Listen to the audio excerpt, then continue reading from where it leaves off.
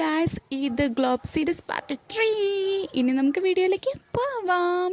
ഒരു ബൗൾ എടുക്കണം, 3 ടീസ്പൂൺ. ഞാൻ അതിൽ ചിയാ സീഡ് ഇട്ട് കൊടുത്തിട്ടുണ്ട്, കുറച്ച് മിൽക്ക് ഒഴിച്ച് കൊടുത്തു. എന്നിട്ട് നന്നായിട്ട് അതങ്ങനെ മിക്സ് ചെയ്ത് എടുക്കണം. എന്നിട്ട് സോക്ക് ചെയ്യാൻ കുറച്ച് നേരം വെക്കണം. ഇതിൻ്റെ ശേഷം നമുക്കിതൊരു ജാറിലേക്ക് മാറ്റിയിട്ട് നമുക്ക് നന്നായിട്ട് അരച്ചെടുക്കാം. ഈ പരുവത്തിൽ കിട്ടിയിട്ടുണ്ട്.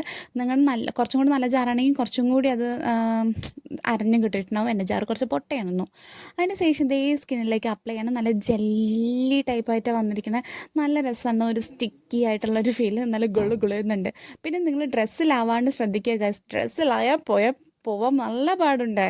അതിന് ശേഷം ഇതേ ഞാനൊരു വാം വാട്ടർ എടുത്തു നന്നായിട്ടൊന്ന് വാഷ് ചെയ്ത് കൊടുക്കുന്നുണ്ട്. നല്ല ചേഞ്ചസ് വരുന്നുണ്ട് ഗൈസ്. നമുക്കത് 3 days ആയി ചേഞ്ച് നന്നായിട്ട് അറിയാൻ തുടങ്ങിയിട്ടുണ്ട്. അപ്പം നിങ്ങൾ എന്തായാലും ഒന്ന് വീട്ടിൽ ട്രൈ ചെയ്ത് നോക്കണം കേട്ടോ. ഇത് മസ്റ്റാണ്.